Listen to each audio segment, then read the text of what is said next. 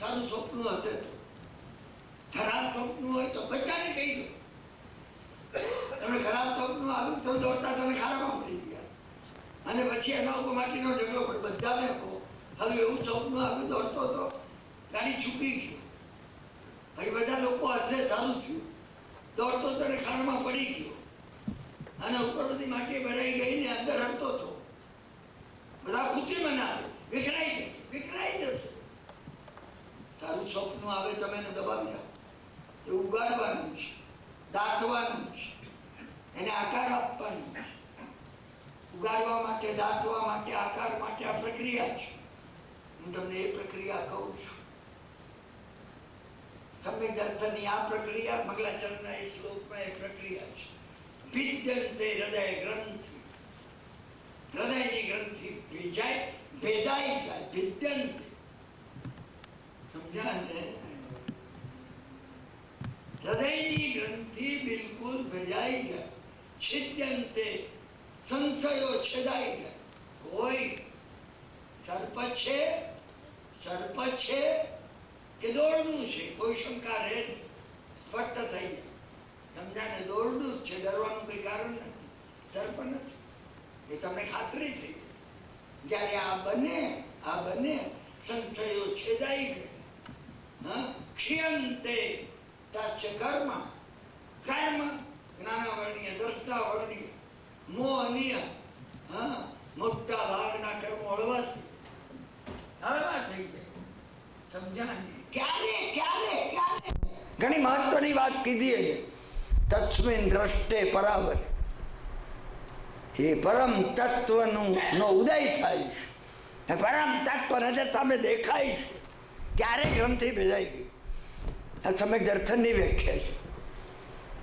હું પણ આજ ભગવાન તીર્થંકર ભગવાનને દેવ માનું છું, પંચ મહાવ્રતધારીઓને સાધુ માનું છું, અને દયાને ધર્મ માનું છું. સમજ્યા ને? આ વ્યવહાર સમ્યક દર્શન છે. આ નિશ્ચય સમ્યક દર્શન નથી. નિશ્ચય સમ્યક દર્શન ત્યારે છે જ્યારે તમને એ પરમ તત્વનો ઉદય દેખાય છે. તસ્મિન દ્રષ્ટે પરાવરે, પર અને અપરથી ઉપર જેવું એ પરમ તત્વ આ સમગ્ર વિશ્વની અંદર, આ આખા 14 લોકમાં અહીંયા રહેલું, લોક અને અલોકની વચ્ચે તસ્મિન દ્રષ્ટે પરાવરે, એ જ્યારે તમારી નજર સામે સ્પષ્ટ થઈ જાય. જો તમારી નજર સામે સ્પષ્ટ થઈ જાય તો સમજવું કે દર્શન થઈ ગયું. તો સમજવું કે મોટા ભાગના તીવ્ર કર્મનો ભાર છેદાઈ ગયો. તો સમજવું કે હવે કોઈ સંશય રહ્યો નથી. તો સમજવું કે અંદર રહેલી ગ્રંથિ ભેદાઈ ગઈ. તમે દર્શનની સ્પષ્ટ વ્યાખ્યા છે. તમને નહીં થયું હોય તો મનમાં સ્વીકારજો કે ભગવાન નથી થયું હોય. થયું હશે તો એ ઝાંખું રહે ને, એ છૂપું છુપાયું રહે ને. સમજ્યા ને? એ છુપેલું રહે ને. તો ભાગ્ય છુપે નહીં, ભભૂત લગાયા. ચંદ બારોટે કહ્યું છે. સમજ્યા ને? કે મહારાજ તારા કા જૂથ में ચંદ્ર છુપે ને, ચંદ્રને જોવો ના પડે. આકાશમાં આ બધા તારાઓમાં ક્યાં છે? અરે તારાઓની અંદર ચંદ્ર છુપાયેલો રહેતો નથી. અને એવી રીતે સમજ્યા ને, ભાગ્ય ભભૂત લગાડવાથી છુપાયેલું રહેતું નથી. સમ્યક દર્શન આત્મામાં છુપાયેલું રહેતું નથી. તમને સ્પષ્ટ દેખાશે. તસ્મિન દ્રષ્ટે પરાવરે, તમને જ્યારે પરમ તત્વનું દર્શન ઉઘડી જાય. શું આપણે કથાના વિભાગમાં આગળ જઈએ છીએ. સમજ્યા કે નહીં? માથે રાખનો ટોપલો જેને લીધો છે, શું એવો એ ચિત્રયાલ મનુષ્ય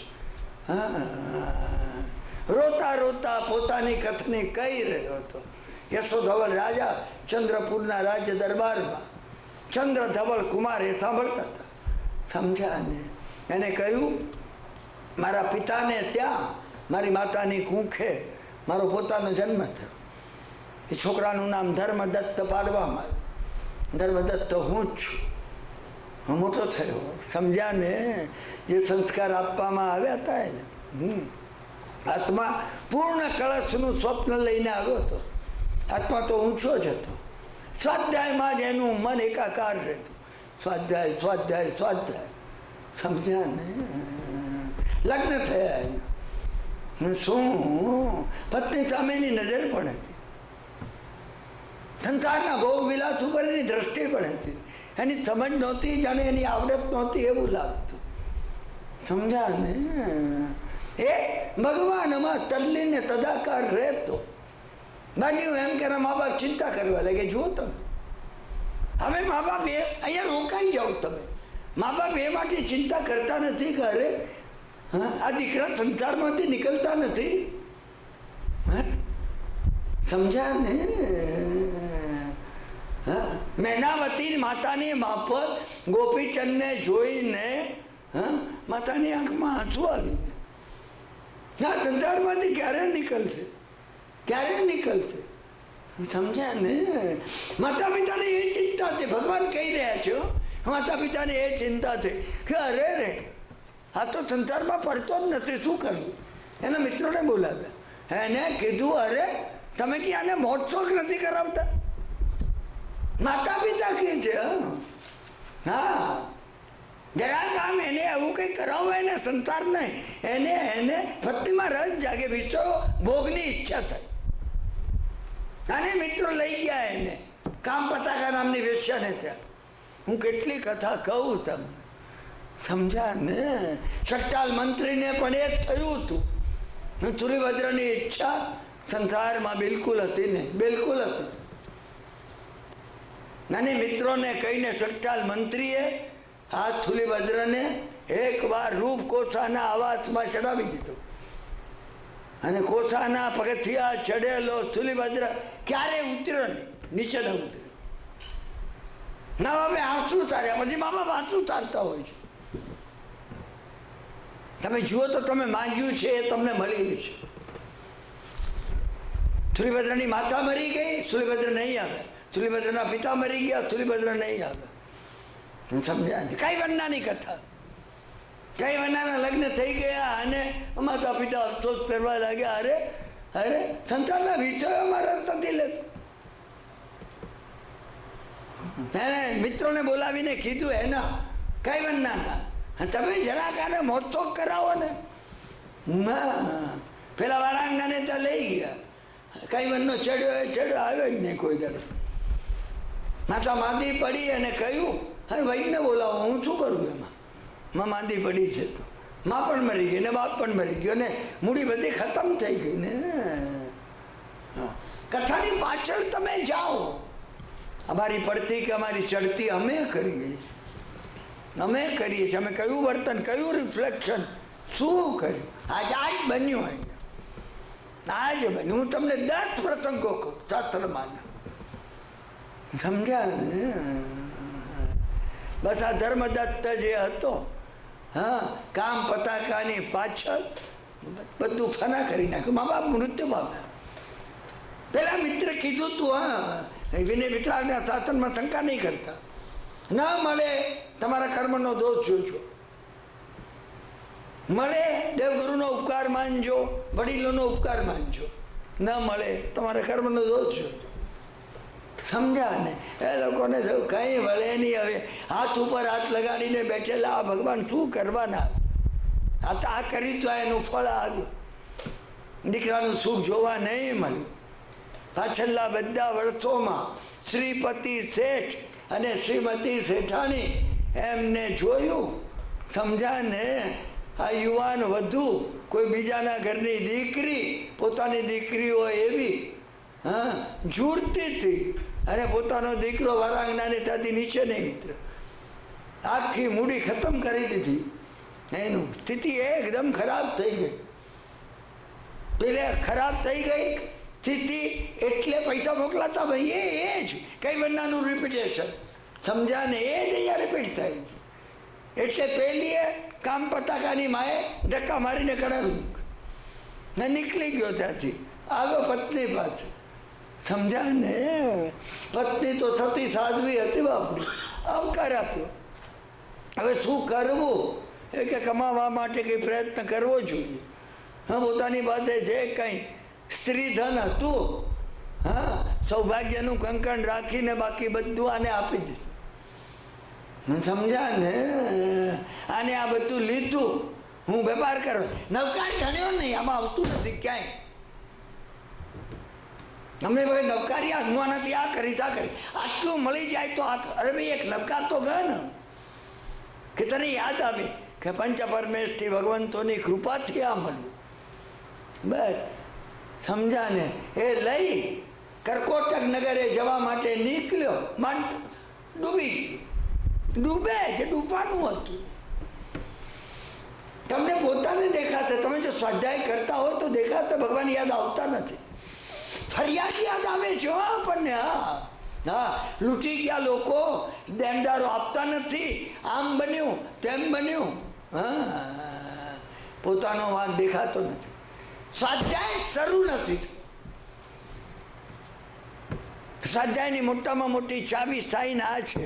તમને તમારો દોષ, તમારો વાંક, તમારી ભૂલો, તમારા કદાચ રહો પટ્ટ દેખાય.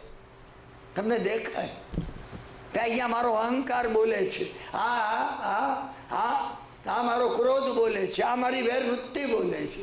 તમને સ્પષ્ટ દેખાય. માન ડૂબી ગયું, એક લાકડું હાથમાં. સમજા ને? એ લાકડું લઈ અને તરતો તરતો ત્યારે ભગવાન યાદ આવે. ક્યારેક ભગવાન યાદ આવે છે, ત્યારે યાદ આવે. પારાવાર દુઃખ પડે ત્યારે યાદ આવે. હું જે વાત વારંવાર કહું છું, યુધિષ્ઠિરને હસ્તિનાપુરની ગાદી પર બેસાડી અને કૃષ્ણ ભગવાન દ્વારિકા જવા નીકળ્યા. કુંતા માતાને કહ્યું, ફૈબા કંઈ હોય તો મને બતાવો, ભણાવો કામ. આ જોડી અને કુંતાએ આંસુ સાથે કીધું, ભગવાન દુઃખ આપજો, પારાવાર દુઃખ આપજો. અરે કે તમે શું માગો છો? પારાવાર દુઃખ આપજો. કે દુઃખ આવે તો જ તમે યાદ આપો છો. લાખા ઘરમાં સળગતા હતા ત્યારે તમે યાદ આવે, ત્યારે તમે યાદ આવે. ભરી સભામાં દ્રૌપદીની લાજ જતી હતી ત્યારે તમે યાદ આવે. દુઃખ ના આવે તો ભગવાને યાદ કરતા નથી. એટલે વાતનો અર્થ એ થયો, અમે સુખમાં ભગવાન જો યાદ નથી કરતા, અમે દુઃખ માંગીએ છીએ, દુઃખ બોલાવીએ છીએ, પ્રકૃતિને કહીએ છીએ. સમજ્યા ને? શું કે અમારે માટે જથ્થાબંધ દુઃખ એક્સપોર્ટ કરતું હોય છે અમારા શરીરને. આવે એક દુઃખ આવે છે, આવીને ઊભું હોય છે. આપણે કહીએ અરે દુઃખ આવ્યું, ભગવાન યાદ નહોતા કરે. સાવ સરળ વાત છે. તમે ડગલે ને પગલે ભગવાનને યાદ કરો. સમજ્યા કે નહીં? એકદમ ભગવાન યાદ આવ્યા. હે પ્રભુ, હા, આ શું હાલત થઈ. પત્નીનું, સ્ત્રી, ધન પણ બધું ડૂબાડી દીધું. એને મોડું શું બતાવી બાપડીને. સમજા ને? એક કિનારા ઉપર પહોંચ્યો. કિનારો વેરાન હતો, કોઈ ટાપુ જેવો હતો. અને હજી તો કંઈ કોઈ એવું ઝાડ છે કે જેના ફળ ખાઈ શકાય એટલો વિચાર કરે છે. ત્યાં કોઈ કે ઉચક્યો, કોઈ અદ્રશ્ય હાથે એને ઉચક્યો. એને લાગ્યું આ શું છે? એક રાક્ષસે એને ઉચક્યો અને રાક્ષસ એને ઉચકીને કોઈ બીજા ટાપુ ઉપર લઈ ગયો. એક સ્ત્રીની સામે મૂક્યો. ભગવાન વર્ધમાન સ્વામી રાજગૃહના સમવતરણમાં આ કથા કહી રહ્યા. સમજા ને?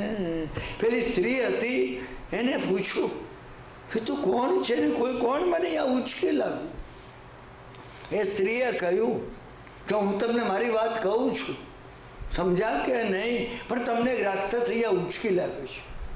હું એ રાક્ષસને ઓળખું છું, કારણ કે રાક્ષસ, હું આ ટાપુ ઉપર આવી પહોંચી ત્યારે રાક્ષસ આવ્યો, મને ખાવા લાગ્યો. ત્યારે મેં એને કહ્યું હા કે મારા માતા પિતા સાથે હું લગ્ન માટે જઈ રહી છું. તું મને ખાઈ તો મારી કામના અંદર અધૂરી રહી ગયેલી છે. મારી કામના અંદર અધૂરી રહી ગયેલી છે. તો અધૂરી રહી ગયેલી આ કામનાવાળી તું મને ખાઈ, હા, તો તારું આ રાક્ષસને ભૂતપણું વધારે લાંબુ થશે. તો એને મને કહ્યું હા કે કોઈ બીજો શિકાર મળે તો હું પકડી લઉં, તો હું તને મુક્ત કરી દઈશ. તો એ તમને પકડી લાવ્યો છે. હવે મને થાય છે, સમજા કે નહીં? શું?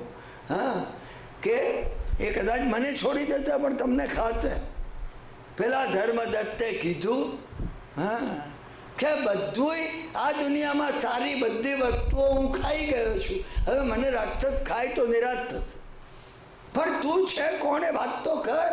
રાક્ષસ આવે પહેલા પેલીએ કહ્યું, સમજ્યા ને, કે હું સુવર્ણ દ્વીપની અંદર, હા, એક નગર છે, ત્યાં મારા માતા પિતાની એકની એક દીકરી છું. ચંદ્રપુરથી એક જ્યોતિષી ત્યાં આવ્યો. મારા માતા પિતાએ કહ્યું કે અમારી આ એકની એક યુવાન દીકરીને હવે સગપણ ક્યાં કરવા. એને કહ્યું ચંદ્રગુપ્ત ચંદ્રપુરના ધર્મદત્ત સાથે લગ્ન કરો. પણ એ માથું પાંચમને દાડે થવા જોઈએ લગ્ન, કારણ કે એના જેવું મુહૂર્ત બીજું એકે નથી.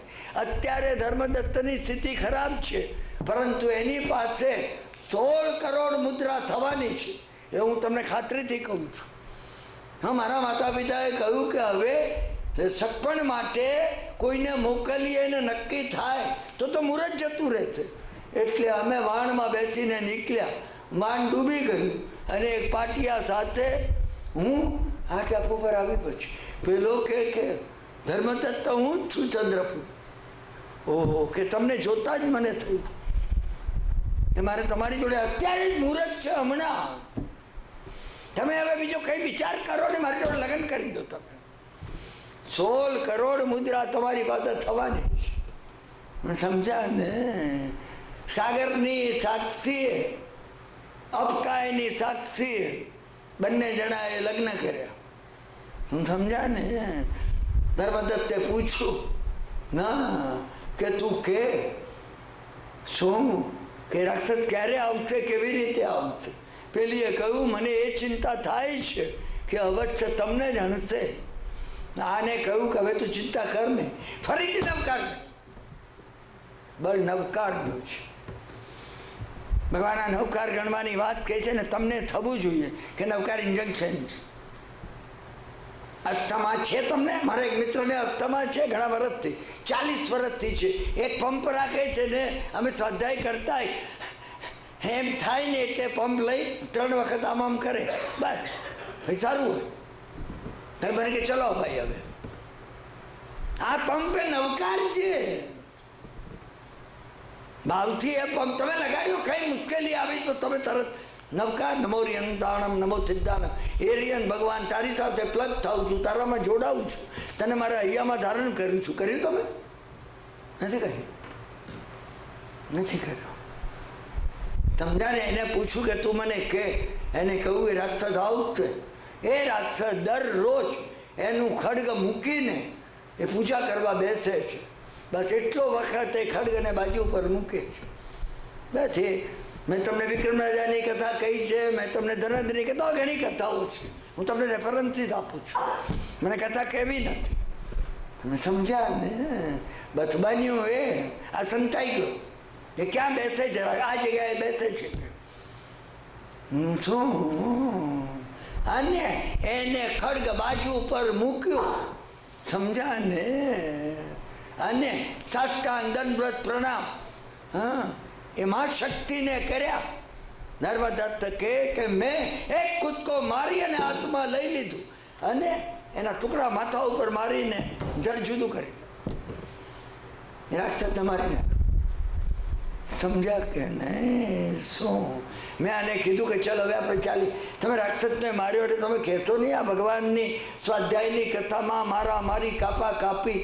આ મોહરૂપી રાક્ષસને મારવાનો છે, અજ્ઞાન રૂપી રાક્ષસને મારવાનો છે, મિથ્યાત્વ રૂપી રાક્ષસને મારવાનો છે. નવકારની અંદર પહેલો મંત્ર હરિહંતાણમ, એટલે કર્મરૂપી શત્રુઓને હણી નાખવા. એ હણી નાખવાની વાત છે. બસ પછી બન્યું એ કે આ ધર્મદત્ત એની પત્નીને લઈ, સમજા ને, અને ત્યાંથી નીકળ્યો. શું? એ ચંદ્રપુર જ્યારે પહોંચ્યો ત્યારે દરવાજો બંધ થઈ ગયો હતો, સમજ્યા ને? એટલે ચંદ્રપુરની બહાર શું પતિ પત્ની બંને સૂઈ ગયા. સવારે જાગ્યો ત્યારે પત્ની ગુમ થઈ ગઈ હતી. બહુ શોધી પાછો અડધે સુધી જંગલમાં ગયો, પત્ની મળી ને, સમજ્યા ને? હા, એક યોગી મળ્યો. એ યોગીએ કહ્યું, ના તું ચિંતા કર નહીં, હવે એને બદલે બીજી પત્ની મળશે. હું તને પુષ્કળ દ્રવ્ય કેમ ઉત્પન્ન થાય એક સુવર્ણ પુરુષ અપાવી દઉં. એ ધર્મદત્ત કહે કે હું એની લાલચમાં આવી ગયો. લાલચમાં? હા, તમને કોઈ એ કે 5200 નો ભાવ છે સોનાનો તોલાનો, ને કોઈ કે 1200 ના ભાવમાં અપાવી દઉં સોનું. તમારા પર ખુદ છું. સાવધ રહેજો તમે, આ દુષ્ટ યોગીની વાત છે. આમાં આ કથાઓમાં જે સમજવાનું છે બસ. અને અગ્નિની ચિતા કરી અને સુવર્ણ પુરુષ મને જ બનાવવા માંગતો હતો એ દુષ્ટ યોગી. મને ઉચકીને અંદર નાખત. એ તો પેલી વિક્રમ રાજાની કથામાં પણ આવે છે. આ જ વાત છે. બીજી 10 કથામાં આવે છે. સમજ્યા ને? શું એ એકદમ એ કે હું નવકાર ગણતો હતો એટલે પેલા યોગીએ કીધું કે તું કઈ બડબડ કરતો કરે છે, તું બંધ કર, તું પગે લાગ સાષ્ટાંગ આમ નીચે વળીને. તો મેં યોગીને કીધું હું કેવી રીતે લાગવું મને ખબર નથી, તમે મને લાગી બતાવો. જેવો એ યોગી સાષ્ટાંગ દંડવત કર્યા, ખડગ લઈ પેલું યોગીનું જ મેં એનું મસ્તક છેદી નાખ્યું અને એના દેહને અગ્નિમાં નાખ્યો. સુવર્ણ પુરુષ બની ગયું. એ ધર્મદત્ત કહી રહ્યો છે એ અગ્નિમાં પડેલો હતો ને અગ્નિ એટલો બધો એટલી જ્વાળાવાળો હતો એટલે હું પાણી લેવા ગયો. જ્યારે હું આવ્યો એ વખતે સુવર્ણ પુરુષ ગુમાઈ ગયો હતો. જો આખી વાતમાં મેલ મળી ગયો. સમજ્યા ને? ચંદ્રધવલ રાજકુમારને હા પેલી જે શિયાળવી હતી એના શબ્દથી મથાણમાં જવાનું થયું. ચંદ્રધવલ સમજી ગયો. રાજાએ કહ્યું, ચંદ્રધવલ કઈ બોલે, કેટલો ગંભીર હતો ચંદ્રધવલ, જુઓ તો એક અક્ષર બોલ્યો. રાજાએ કહ્યું, હા મારા રાજ્યની અંદર બહાર આવો બનાવ બને. શું આ પુરુષ લૂંટાઈ ગયો, હા એની પત્ની ગુમ થઈ ગઈ, કોઈ એનો સુવર્ણ પુરુષ પાછો અપાવે. સમજ્યા ને? એ મોં માગી ચીજ હું આપીશ. રાજાએ કહ્યું, બીડું ફેરવવામાં આવ્યું 32 પાનનું. પાન પણ 32 છે સાહેબ. હા 32 પાનનું બીડું ફેરવવામાં આવ્યું. હા ચંદ્રધવળે લીધું, બીજું તો કોઈ લઈ નહીં શકું. એને કહ્યું, મહારાજ તમે ચિંતા નહીં કરો, આ ધર્મદત્તની ચિંતાઓ હું દૂર કરી. ધર્મદત્તને લઈને બંને નીકળ્યા. સમજ્યા કે નહીં? એને ધર્મદત્તને કહ્યું, હા કે બોલ, આપણે સુવર્ણ પુરુષ પહેલો શોધવો છે, તારી પત્નીને શોધવી છે. ધર્મદત્ત રડવા લાગ્યો. એને કહ્યું, સુવર્ણ પુરુષથી સર્યું કે મારે નથી જોઈ. તો જેને તમે વિચાર, પહેલી વાર આ નીકળ્યું એનામાં, જેને લીધો હોય એનું કલ્યાણ થજો. મારી પત્ની મળે તો સારું. તમે આનું કર્મ, આનું સટલ કોસ્મિક લેવલમાં રિએક્શન જુઓ. 2 ચીજ ગુમાઈ છે એની. એક સુવર્ણ પુરુષ ગુમાયો, હા એક એની પત્ની ગુમાઈ છે. એને કહ્યું, સુવર્ણ પુરુષ જેનો લીધો હોય એનું કલ્યાણ થજો, અને મારી પત્ની મળે તો સારું. ઇફેક્ટ અને કાઉન્ટર ઇફેક્ટ કોસ્મોસમાં શું થાય તમે એમાં જાઓ. તમે એક વાત ક્યારે નહીં ભૂલતા, હું તમને કહું છું, આ ભગવાનની સાક્ષીએ તમે એક નેગેટિવ વિચાર કરો છો ને, એક નેગેટિવ વિચાર 10 લાખ નેગેટિવ વિચારને મેગ્નેટાઇઝ કરો છો, આત્માને લગાડો છો. એક પોઝિટિવ વિચાર જો તમે કરો છો તો 10 લાખ પોઝિટિવ 1 મિલિયન તમે એને આકર્ષો છો. તમે સમજ્યા ને? શું આને કહ્યું? કોને? ચંદ્રધવળે. તારી પત્નીને જો શોધવી હોય પહેલું કામ આપણે એ કર્યું. સમજ્યા ને? આજુબાજુના જંગલમાં તપાસ કરવી જોઈએ છે. એટલે એને બે નીકળ્યા. અંધારું થઈ ગયું એ ગાઢ જંગલમાં પહોંચ્યા ત્યારે એક મંદિર દેખાયું. દેવીનું મંદિર હતું. એ દેવીનું મંદિર હતું. સમજ્યા ને? ચંદ્રધવલ કુમાર જે હતો, હા, એને એ દેવીના મંદિર પાસે જોયું. નાચવાનો અવાજ સંભળાતો હતો કે અહીંયા કોઈ નૃત્ય ચાલી રહ્યું છે. શું? મંદિર બંધ હતું. એની ફાળમાંથી એને જોયું 108 દેવ કન્યાઓ દેવીની પાસે નૃત્ય કરતી. એ પોતે જોઈ રહ્યો હતો. એમાં એને લાગ્યું દેવકન્યા 107 છે, 108મી કોઈ મનુષ્ય સ્ત્રી છે. એને ધર્મદત્તને પૂછ્યું, હા તું જો આ સ્ત્રી થાળી. એને કીધું મારી ત્યાં સ્ત્રી. આપણે એને કીધું અંદર ન જવાય. તમે આવેશમાં આવો તો કંઈ મળે નહીં. તમે સમજી રાખજો. હા છે તારી છે ને બસ. સમજ્યા ને? શું? ચંદ્રધવલ કુમારે હા દેવીની આરાધના અષ્ટમ કર્યો.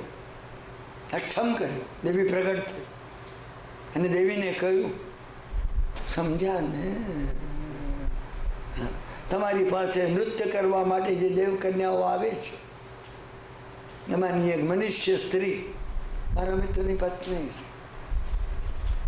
દેવીએ કહ્યું, મને નૃત્ય ખૂબ પ્રિય છે. આ દેવકન્યાઓને નૃત્ય શીખવાડનાર આ મનુષ્ય સ્ત્રી છે. એને કહું જો વરદાનમાં મને આપવું હોય તો તમે એને મુક્ત કરી દો. દેવીએ કહ્યું, તું તારા માટે કંઈ માગી લે. તું હવે બ્રાહ્મણમાં એને માટે ધર્મદત્ત માટે એની પત્ની માગે છે. તું 2 વરદાન માગ તારે માટે. હું આવું તો શું કરું?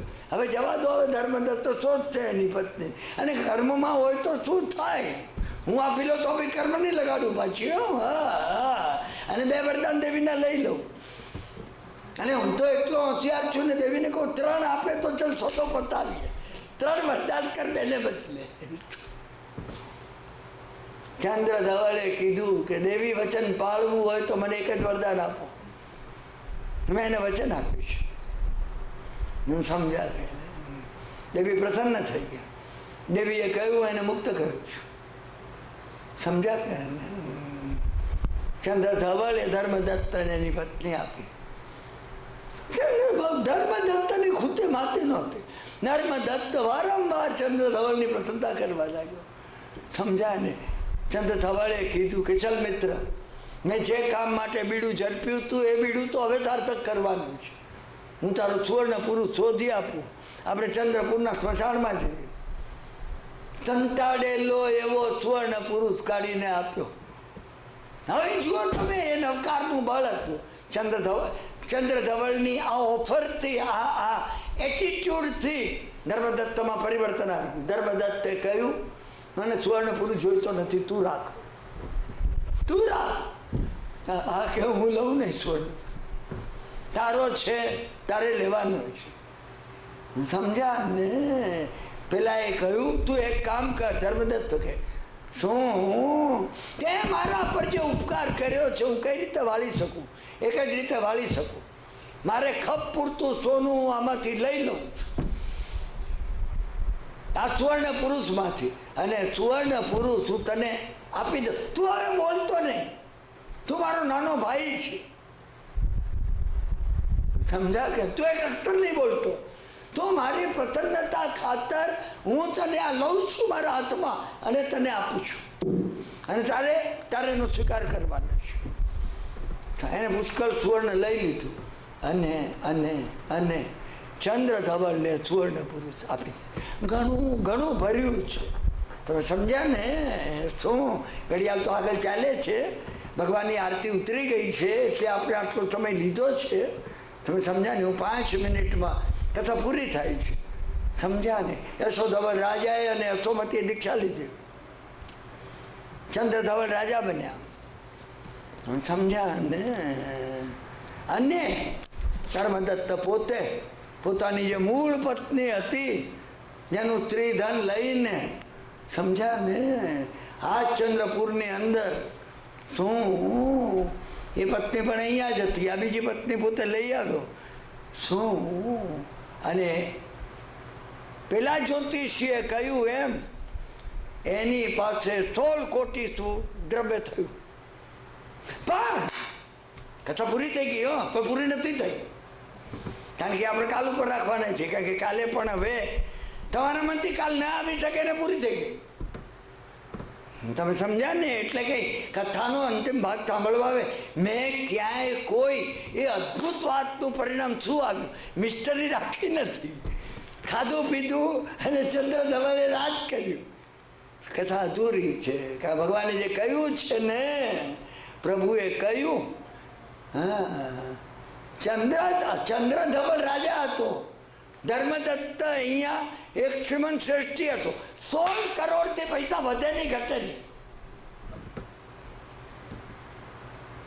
વર્ષો થઈ ગયા. એક વાર વેપાર માટે ગયેલો, ધન કમાવીને આવ્યો, સમજ્યા ને? અહીંયા કેટલું ચોરાઈ ગયું. 3 કોટી લઈ આવ્યો પરદેશથી, અને અહીંયા 3 ચોરાઈ. કાં તો ચોરાઈ જાય, ડૂબી જાય, લેણદારો દેણદારો 16 રે. બંને કોઈ દાડો મળતા નહોતા. સમજ્યા ને? એક વખતે રાજાની સવારી ચંદ્ર ધવલની નીકળેલી. શું? અને ધર્મદત્તો ઉભેલો. ધર્મદત્તને જોઈને સવારી સંભાવી દીધી. એને કહ્યું, મિત્ર, હા તું કેમ દેખાતો નથી? મેં તપાસ કરાવી તો તું પરદેશ ગયો હતો. એને કીધું, મહારાજ હું તો આવી ગયો છું. સમજ્યા? મારી સવારી પૂરી થાય તું રાજમહેલમાં આવ.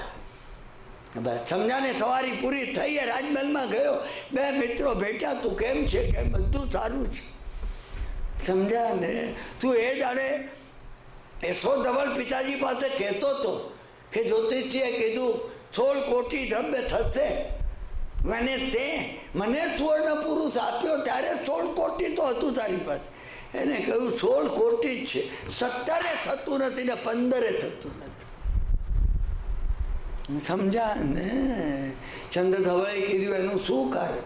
ધર્મઘોષ નામના અતિશયવંત જ્ઞાની ભગવંત, સમજ્યા ને, ચંદ્રપુરની બહાર પધાર્યા. હા, આપણે જઈને એમને પૂછ્યું. સમજ્યા ને? બંને રાજા અને શ્રેષ્ઠી, ચંદ્રધવલ રાજા અને ધર્મદત્ત શ્રેષ્ઠી પોતાની 2 પત્નીઓ સાથે બધા ભેગા થયા. ચંદ્રધવલે ઊભા થઈ અને એમને કહ્યું, દેશના પૂરી થઈ ત્યારે કે ભગવાન, હા, આ મારા મિત્ર ધર્મદત્તના 16 કોટી વધતા પણ નથી, 16 કોટી ઘટતા પણ નથી. અને હું રાજ્ય ઉપર બેઠા પછી પિતા કરતા મેં 10 ગુણી અધિક સંપત્તિ, રાજ્યનો વિસ્તારને સુખાકારી કરી. આનું શું કારણ એ કહો? તમે સમજ્યા ને? શું એ સ્ટેશન રાખીએ છીએ આપણે, એટલામાં થોડી 10 ડગલા આગળ રાખીએ. એટલામાં હા, ઝાડ ઉપર બેઠેલી એક વાંદરી નાચતી નાચતી નીચે આવી અને આ બધાની વચ્ચે નાચવા લાગી. હે રાજા જોઈ રહ્યા. હા, જ્ઞાની ભગવાન તો બેઠા હોય એટલે તો સેમી સમવસ્ત્રણ જેવી વાત છે. શાંતિથી બેઠેલા, પેલી નાચતી હતી. સમજ્યા કે નહીં? એટલે આચાર્ય ભગવંતે કીધું, હા, કે હું તમને પહેલા આ વાંદરીનો વૃત્તાંત કહું છું. તમે સમજ્યા કે નહીં? રાજગૃહિના સમવસ્ત્રણમાં ભગવાન વર્ધમાન સ્વામી આ કથા કહી રહ્યા છે કે જે કથામાં ધર્મઘોષ નામના મહાત્મા આ વાંદરીનો વૃત્તાંત કહે છે. એમને કહ્યું કે ત્યાર પછી આની પાસે 16 કોટીથી કેમ કંઈ વધતું ઘટતું નથી, અને એને તૈયાર કરેલો સુવર્ણ પુરુષ એ ચંદ્ર ધવલ તને કેમ મળ્યો, અને તારી સંપત્તિ આટલી કેમ વધતી જાય છે?